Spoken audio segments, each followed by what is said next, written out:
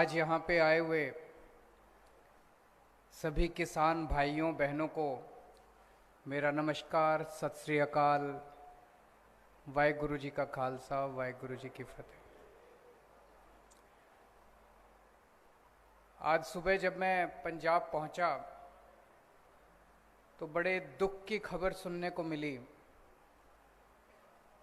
कि 3 महिलाएं सिंघू बॉर्डर पे, टिकरी बॉर्डर पे जो संघर्ष कर रही थी किसानों के साथ, एक ट्रक ने उन तीनों को कुचल दिया और उन तीनों की मौके के ऊपर उन तीनों की मौत हो गई। सबसे पहले मैं उन तीनों को श्रद्धांजलि अर्पित करता हूं। भगवान से प्रार्थना करता हूं कि उन तीनों की आत्मा को अपने चरणों में स्थान दे और उनके जो परिवार वाले हैं उनको इतना बड़ा दुख सहने की शक्ति दे। जो दोषी लोग हैं, जो ट्रक ड्राइवर है या जो भी लोग हैं, उनको तुरंत सरकार गिरफ्तार करके कड़ी से कड़ी सजा दे।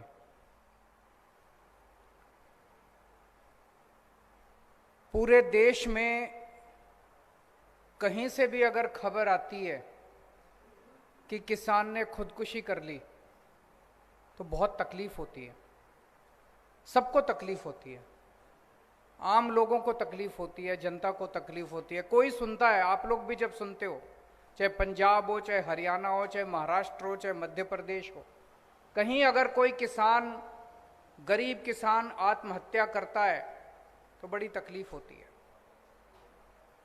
आज अगर आजादी के 70 साल के बाद भी हमारे देश में किसानों को खुदकुशी करनी पड़ रही है तो ये शर्म की बात है।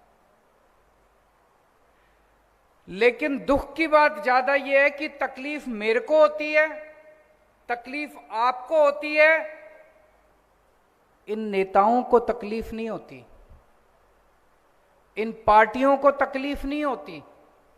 जितने मर्जी किसान मर जाएं, जितने मर्जी किसान खुदकुशी कर लें, 1 साल से मुझे लगता है दुनिया का सबसे बड़ा धरना चल रहा है अभी सिंघू बॉर्डर और टिकरी बॉर्डर के ऊपर। दुनिया के इतिहास का सबसे बड़ा धरना चल रहा है।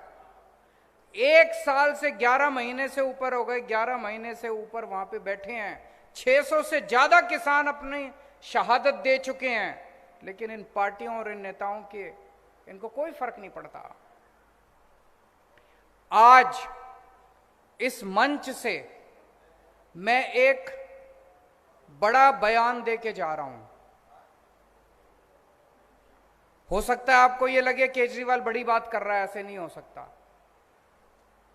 लेकिन केजरीवाल जो कहता है वो करता है। मैं बड़ा सोच समझ के बोलता हूं।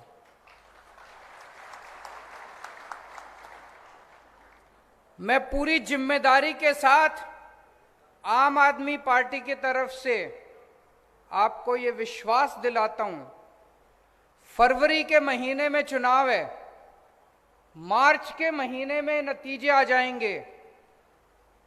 1 अप्रैल के बाद से पंजाब के अंदर किसी किसान को खुदकुशी नहीं करने देंगे हम लोग। हमारी जिम्मेदारी है, उसके लिए जो करना पड़ेगा हम करेंगे। लेकिन बहुत हो गया, अब 70 साल हो गए। 70 साल के अंदर अगर हम ये, इसका मतलब इनकी नीयत खराब थी। ऐसा नहीं कि ये हो नहीं सकता, इनकी नीयत खराब थी। पहले कहते थे स्कूल ठीक नहीं हो सकते, सरकारी स्कूल, दिल्ली में करके दिखा दिया। पहले कहते थे सरकारी अस्पताल ठीक नहीं हो सकते थे, दिल्ली में करके दिखा दिया। मैंने दिल्ली में जब पहला चुनाव लड़ा, मैंने कहा मैं बिजली फ्री कर दूंगा, मेरा मजाक उड़ाते थे ये सारे पार्टी वाले। दिल्ली में करके दिखाई कि नहीं दिखाई? आज मैं आपको वादा करके जा रहा हूं, 1 अप्रैल के बाद से पंजाब के अंदर कोई किसान खुदकुशी नहीं करेगा। किसी किसान को हम खुदकुशी नहीं करने देंगे। अभी थोड़े दिन मैंने पढ़ा, मैं पंजाब की खेती के बारे में हम सब लोग मिलके पूरी प्लानिंग कर रहे हैं, बहुत बड़ी प्लानिंग है। मैं 1 महीने बाद फिर आऊंगा, वो सारी प्लानिंग आपके सामने रखूंगा और आपको यकीन दिलाऊंगा कि जो मैं कह रहा हूं वो ठीक कह रहा हूं। लेकिन आज मैं अचानक इसलिए आया हूं क्योंकि मैंने अखबारों में पढ़ा कि पंजाब के अंदर भी जैसे दिल्ली में बेमौसम बारिश की वजह से फसलें बर्बाद हो गई, पंजाब के अंदर भी बेमौसम बारिश की वजह से फसलें बर्बाद हो गई। पंजाब के अंदर भी गुलाबी सुंडी की वजह से फसलें बर्बाद हो गई और उसके ऊपर कोई कार्रवाई नहीं कर रही सरकार, ऐसा मैंने अखबारों में पढ़ा। इसलिए मैं उस मुद्दे के लिए आज यहां पे आया हूं। फिर अखबार में मैंने पढ़ा चन्नी साहब नए नए मुख्यमंत्री बने हैं। चन्नी साहब एक गांव में गए जहां पे गुलाबी सुंडी फसल बर्बाद हुई थी और वहां पे एक किसान को गले लगा लिया। उस किसान का नाम भी नाम याद नहीं आ रहा मेरे को। हाँ जी, हरप्रीत। उस किसान को गले लगा लिया और बोले मैं मुआवजा दूंगा, जिन जिन किसानों की फसलें बर्बाद हुई है सबको मुआवजा मिलेगा। सारे गांव के लोग बड़े खुश हो गए, उनको लगे यार अब एक मुख्यमंत्री आया है। अभी 1 हफ्ता पहले अखबार में खबर छपी, वो बेचारा हरप्रीत कह रहा है जी गले तो लगा लिया मेरे को, सारी बसों के पीछे फोटो भी चिपका दी मेरी गले लगते हुए। बोले 1 महीना हो गया अभी तक मुआवजा नहीं मिला। जिसको गले लगाया उसको भी मुआवजा नहीं दिया, जिस गांव में गले लगाया उस गांव के लोगों को भी मुआवजा नहीं दिया। मैं चन्नी साहब को, कई लोग मेरे को आते हैं, मेरे को कहते हैं चन्नी साहब आजकल आम आदमी की नकल कर रहे हैं। मैं चन्नी साहब को कहना चाहता हूं, चन्नी साहब आम आदमी की नकल करना बड़ा आसान है, अमल करना बड़ा मुश्किल है। वादे करने बड़े आसान हैं, वादे निभाने बड़े मुश्किल हैं। हम आम आदमी पार्टी वाले जो वादे करते हैं वो वादे पूरे भी करते हैं। तो मैं चन्नी साहब से अपील, और फिर मैं पंजाब की जनता को भी कहना चाहता हूं कि भाई जब ओरिजिनल आपके सामने खड़ा है तो फिर डुप्लीकेट को वोट देने से क्या फायदा।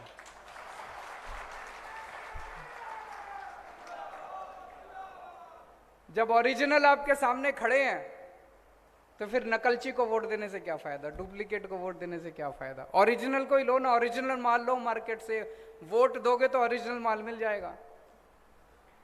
तो मैं आज चन्नी साहब से अपील करना चाहता हूं कि पहली बात,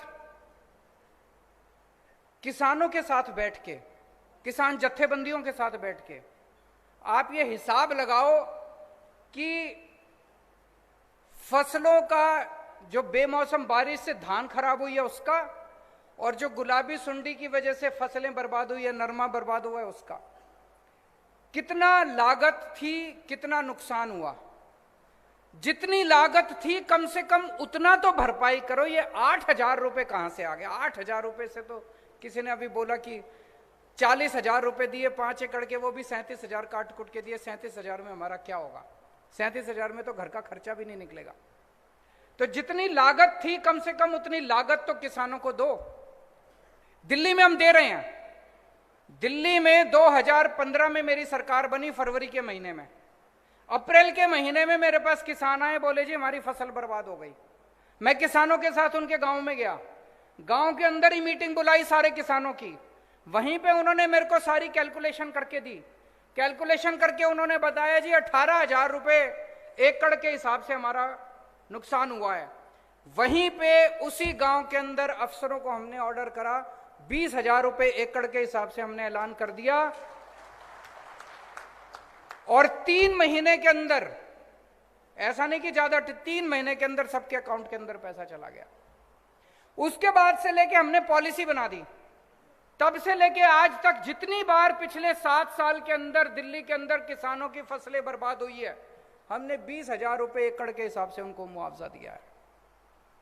तो मैं चन्नी साहब से कहना चाहता हूं, अपील करना चाहता हूं कि आप भी जितना बर्बाद जो फसल की लागत है उस लागत को कम से कम आप इनको दो।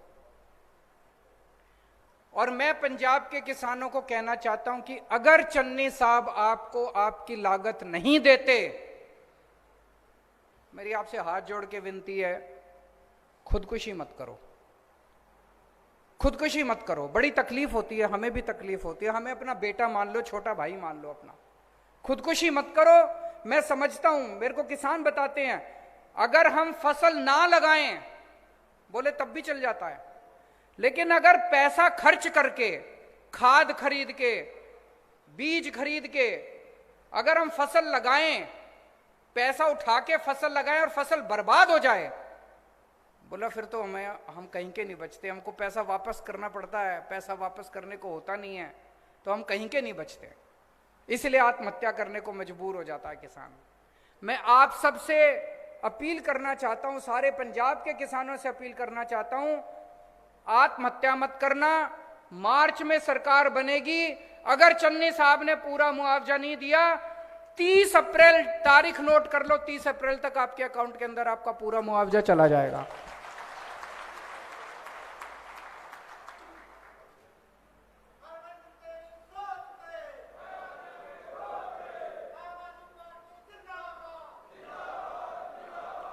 दूसरा, जितने मजदूर हैं, जिन मजदूरों ने खेत में काम किया, फसल बर्बाद हो गई, जमींदार बेचारा मजदूरों को भी पैसे नहीं दे पाता, मैं उन मजदूरों को भी कहना चाहता हूं कि आप भी चिंता मत करो, आपको भी उचित मुआवजा। कितना मुआवजा देंगे?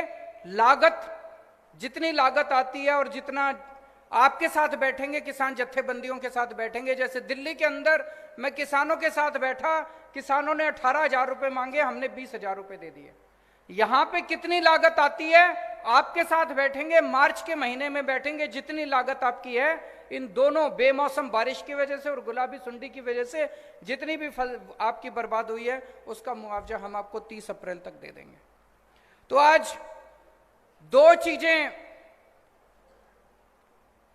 ऐलान कर रहा हूं। एक तो ये, 1 अप्रैल के बाद से पंजाब के अंदर किसी किसान को आत्महत्या नहीं करने देंगे।